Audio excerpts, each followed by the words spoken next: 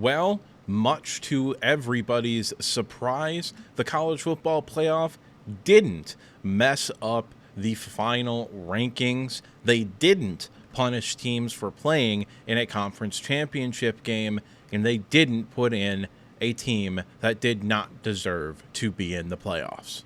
Hello and welcome to the JSA Studio. I am your host, as always, Nathan, and today we're going to be talking about championship weekend and the fallout that came from the final 12 teams that made the college football playoff and who got left out. But before we get into that, I am going to go ahead and ask you to like, comment, and subscribe. It would really help out the channel if you did so. So now with the intro done and out of the way, there's only one thing left to do, and that is to get started by starting with the most controversial decision that the College Football Playoff Committee and Ward Manuel had to make, and that was leaving Alabama out of the playoffs. Now, this should not have been a controversial opinion to anybody with a brain, but there is a large segment of people, mainly in the southeast of this country, that do not have brains and cannot understand the simple fact that Alabama did not deserve to be in the college football playoff, nor did they earn a spot. Because it is my opinion that Clemson also does not deserve to be in the college football playoffs. However, by winning their conference, they earned their way in. So we're left with a team that simply for name brand recognition, a lot of people couldn't understand why they wouldn't be left out of the playoffs. Well, I'm here to tell you. I'm going to walk you through the whole goddamn process, from Alabama not deserving nor earning their way in, to SMU deserving to be in the playoffs, to how it really shouldn't have been that much of a conversation. And we're going to start with Alabama. Alabama did not earn their way into the playoffs for two reasons. Number one, they lost 3 games, meaning that they couldn't make their conference championship game. That means they could not earn a spot in the playoffs by playing in their conference championship game and winning. So therefore, they didn't earn a spot. So the next question becomes, did they deserve a spot in the college football playoffs? And the answer to that question is no. No, they did not. They lost to a bad 6-6 Vanderbilt team. I get that the standards are so super ridiculously low for Vanderbilt that 6-6 is considered like the greatest season in the history of their program. Okay? That's still not a great football team. You put them in the Big Ten, they're still 6-6. You put them in the ACC, they're still 6-6. This is a bad football team. Okay? They also lost to an awful Oklahoma team that was very, very close to firing their head coach. However, his buyout was too high, so they didn't do that. Oklahoma was horrible. No one thought they would win that game because they couldn't score on offense. Now, their defense pulled a rabbit out of their ass and blanked Alabama offensively. Okay? Oklahoma's a bad football team. You put them in the ACC, they're 6-6. You put them in the Big Ten, they're probably worse than they were in the SEC because the Big Ten knows how to play that style of football. And of course, the final nail in the coffin here is that Alabama didn't play anybody outside of the conference. Literally 0. Okay? Their out-of-conference games were Wisconsin and 3 cupcakes. And guess what? Wisconsin's also a cupcake. They didn't make a bowl game this year. And the way you motherfuckers talk about the Big Ten, any competent football team should make a bowl game in the Big Ten. So, therefore, Wisconsin must not be a competent football team. If they had played somebody out of conference, if they had scheduled a meaningful football game, like LSU did, like South Carolina did with Clemson, then maybe you could have had a better argument. So, if anything, people want to talk about how they're disincentivized to schedule anybody out of conference. No. If anything, you need to schedule people out of conference to make up for a bad loss down the road. You didn't do that this year. That's why you're out of the playoffs. Or it's not the major reason. The major reason is that you lost to 2 bad football teams and, honestly, a Tennessee team that I think is going to get ass blasted by Ohio State. Because the fact of the matter is that I don't think the SEC is all that good this year. But that's irrelevant to the conversation at hand. And in complete contrast, we have SMU. as opposed to Alabama, who did not deserve to be in the playoff, nor did they earn it. SMU did earn it. They went 11-1. Alabama went 9-3 in the regular season. They made their conference championship game, and their only two losses were by a combined 7 points to two teams ranked inside the top 20. Oh, but who did they beat? They beat the same amount of teams over 500 as Alabama did. They went 5-2. Alabama went 5-1. They have no bad losses, which Alabama has 2. And they beat more Power 4 conference opponents than Alabama did. Alabama beat 6, SMU beat 8, okay? So there's not a great argument to put in Alabama over SMU. And by not a great argument, I mean there is virtually no argument to put in Alabama over SMU based on a merit sort of situation in terms of who deserved to be in. And the part that I have not seen a single SEC fan, because they all lump together when the offseason hits for some ungodly reason, despite the fact that they all claim to hate each other so viciously and that their real football and real rivalries are all down south. The second anybody talks bad about an SEC team, every single other SEC team is flocking to defend them. But the part of this argument that I have not seen a single SEC fan bring up, because they know that it ends their argument, is what precedent will be set if they left SMU out for losing a close game in the conference title game. That would set a precedent that you should not play in the conference title games. That would end conference title games outright, period. There's no coming back from that. The College Football Playoff Committee could not leave SMU out purely because of that. Now, if they had got blown out like it looked like they were going to in the first half of that game, okay, then they might have an argument. Then they might be able to stave off the critics, so to speak. But that's not what happened. SMU fought back into that game. And if it wasn't for a poor play on special teams by them that put Clemson in position to go and kick a field goal, they probably go to overtime, and they've got a really, really good shot to win in overtime, as they had been the better team in the second half and had all of the momentum on their side. However, when it comes down to it, the only stat that really matters here is this one. Alabama had 9 wins. SMU had 11 wins. And yes, I am going to go with the team that wins more versus the one that had a perceivably harder schedule. Mainly because that's the way the NFL works. And the college football playoff is very, very clearly trying to replicate the NFL. Now, that opens a whole other can of worms that they have not addressed at all, okay? The biggest one being is that, yes, the current system does incentivize people that have weaker schedules. It does. That's a reality of the situation. I'm perfectly willing to admit that. What I'm not willing to admit is that Alabama deserved to be in because they had a quote-unquote harder schedule, when in reality they probably didn't. SMU probably ends up 9-3 in the SEC just like Alabama with that schedule, except they probably lose to South Carolina and Georgia, but beat Vanderbilt and Oklahoma because they've took care of business this year, which is not something that Alabama can say. So did they really have a harder schedule if that's the case? If they both would have ended up with the same record? I don't think you can particularly make that argument. And more importantly, I don't think that's an argument that you want to make because it doesn't make any goddamn sense to begin with. Strength of schedule is a metric that measures how many wins your schedule has, meaning you're putting value on winning the games, which brings us right back here to the only stat that matters: 9 wins to 11 wins. Oh, and by the way, I know that a lot of people are going to be like, well, then how were they the first team out? They weren't my first team out. They weren't in my top 15 because they didn't deserve to be there.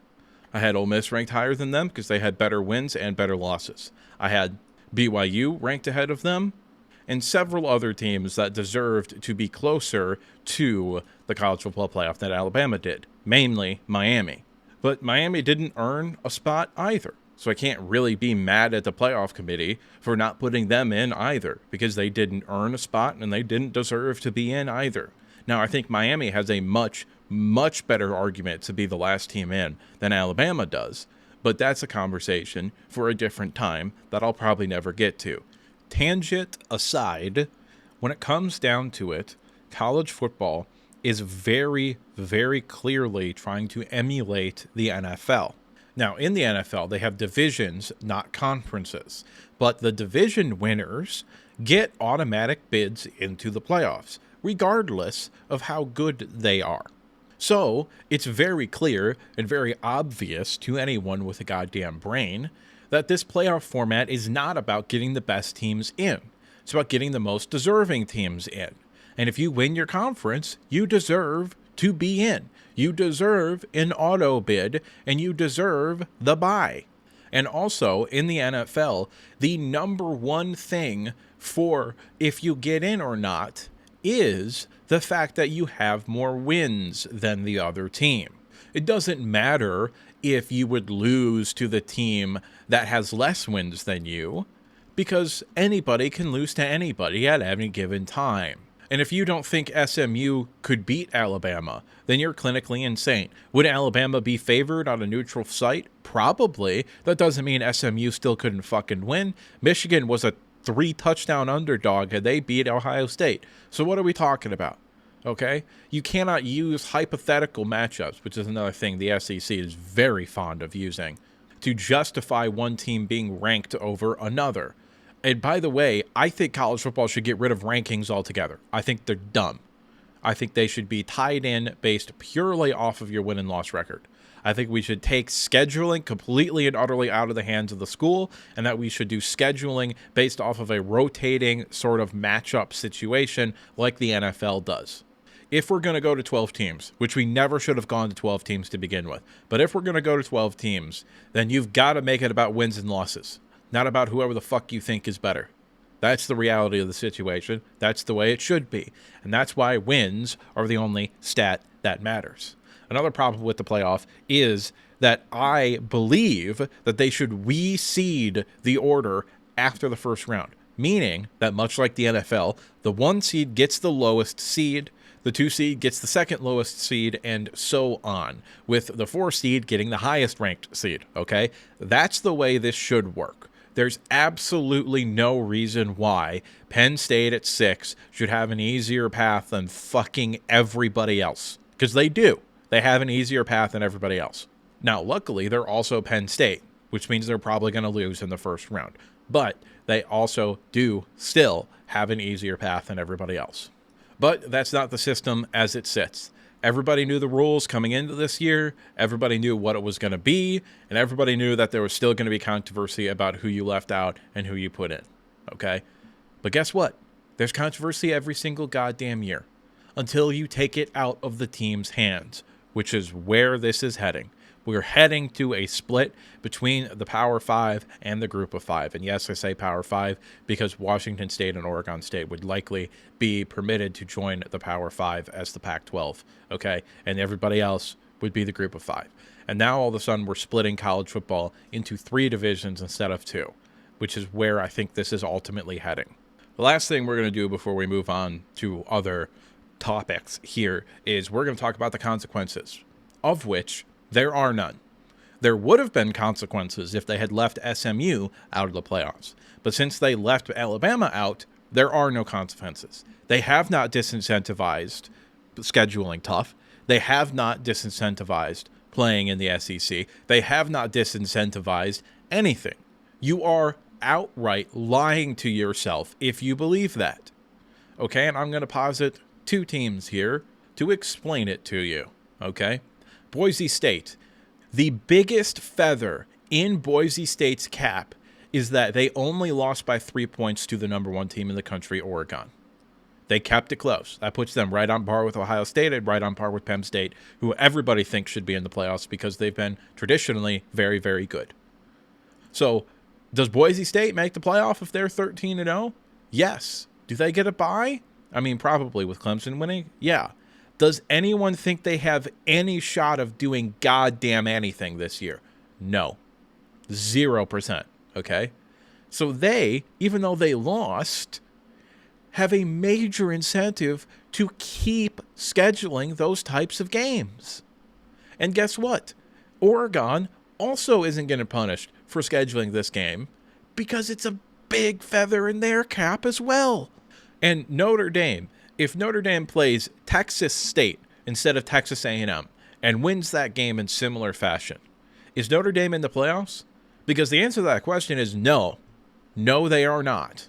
It really is that simple. If they don't have that win against Texas A&M, they do not get into the playoffs. They are left out outright. Outright. Because they have that loss to Northern Illinois. But because they scheduled a real football game in their conference and only lost that one game, they're still in the playoffs. So the College Football Playoff Committee has rewarded teams that schedule those tough out-of-conference games. Period. End of discussion. They have not disincentivized shit. And if you think they have, then you are lying to yourself. Because Alabama wasn't left off because they scheduled tough out of conference. They didn't schedule tough out of conference. They scheduled jokes out of conference. They do that on purpose every single year to artificially inflate the amount of SEC teams that make bowl games. Yes, that is what really happens. And you are lying to yourself if you think differently than me. I am right and you are wrong. It is that simple. Alabama was left off largely because they didn't schedule tough out of conference. If they had another big time win, let's say that they scheduled Indiana instead of Wisconsin. Now all of a sudden Indiana's 10-2 and still probably ranked inside the top 15. They get in then. Okay? Genuinely. Even if Indiana still gets in, we'll say they don't play Ohio State this year, so they're still 11-1. And Alabama's the only real team they've played instead of Ohio State. Guess what? You're in the playoffs, probably over Indiana. So if anything, you need to schedule tough out of conference if you're going to make the playoffs. And the fact that Alabama didn't is one of the biggest reasons why they aren't in and why they don't deserve to be in. All right, moving on to talk about the other winners of Conference Championship Weekend. We have, of course, the Group of 5 champions here, Boise State, Marshall, and Ohio. Really good win for Ohio. Program building win. Too bad your head coach is going to Charlotte for no reason. Marshall, very happy for you as well, but you're pseudo firing your head coach. He was on the last year of his contract, and all indicators appear to be that he is not going to be retained, which I think is tremendously weird because he won 10 games and the Sun Belt. Why wouldn't you want to keep him around? I don't know. There's probably some behind-the-scenes shit that I don't know about going on with Marshall. Boise State, they decimated UNLV. I predicted the upset in that game. I was wrong. It was largely hopeful thinking, though. Moving on to the other two Group of 5 teams, Army and Jacksonville State. I am so excited for these teams. Army wins their, honestly, probably first major conference championship. This was an incredible story. They're going to play Navy this weekend, and that's awesome. Navy's also not bad. I think they're 7-4, so that could be a very interesting game. Army won the American this year. That's actually insane. Had UNLV upset Boise State, they'd probably be in the playoffs right now. A real high-quality football team that's playing excellent ball right now, and I'm excited to watch them not only play Navy, but in the bowl game as well. And, of course, we have Jacksonville State, former Michigan head coach Rich Rodriguez. Very happy for him because his career arc is actually insane. He rose to the top of college football, the highest heights, got embarrassed at Michigan, went to Arizona, got embarrassed there, became the offensive coordinator for Ole Miss for one season, got fired from that, and had to just basically fall out of coaching until arriving at Jacksonville State. And he turned them into an FCS powerhouse. And then in their second year in Division I football at the highest level, they win their conference championship game. That's a great, great story, and I'm happy for Rich Rodriguez. Moving on to the Power 4 teams here. Pretty much everybody expected Arizona State and Oregon to win, although I don't believe a lot of people expected the games to look the way they did. Arizona State destroying Iowa State, and Oregon in a tight game with Penn State. Yes, that was a tight game, genuinely. Penn State could have won that game. They made a lot of mistakes, but they could have won that game. They played with Oregon. They were right there for the vast majority of the game. So I don't actually think a lot of people expected that to happen, but the results of Arizona State winning and Oregon winning were expected. Moving on to the other two that were not expected here, or at least they were kind of talked about here and there, but the majority of people thought the other team would win. Clemson and Georgia. When it comes to Clemson specifically, first half they looked like they were going to run SMU out of the building. If that happens, Alabama's in the playoff, so I'm glad it didn't happen. Georgia played a really close game with Texas. I thought it was pretty clear that Quinn Ewers was holding Texas back and that Texas was the better football team. However, they just made so many goddamn mistakes, and Quinn Ewers, yeah, he made some plays that were dropped or whatever, but for the majority of the game, he was the reason that they were behind, and he was the reason why they didn't go ahead. Quinn Ewers is, honestly, I just don't think he's a very good quarterback. I think he's okay, but I don't think he's a very good quarterback. I just don't. Now, Carson Beck with a UCL injury, he's not expected to play. Even though they have a bye, he's not expected to play in that game. And that opens the door for potentially a Notre Dame, if they were able to take care of business against Indiana, to be able to get further into the playoffs than a lot of people thought they were going to get into, because Notre Dame plays defense, and if you don't got your starting quarterback, I'm not sure they're going to be able to score enough. I don't know, especially given the fact that they have a running quarterback, and Georgia has struggled tremendously with running quarterbacks this season. I don't know. Now, Notre Dame's got to get past Indiana, but that's an interesting game. That's an interesting matchup right there. But that's just me, and what do I know? I'm just some asshole on the internet giving you his opinion. So this one, I'd like to remind you to like the video if you liked it, subscribe if you want to see more content like this, and if you disagree with me at any point, or you just have something to say, go ahead and drop a comment down in the comment section below. And now with the outro done and out of the way, there's only one thing left to say, and that's that I'll see you next time.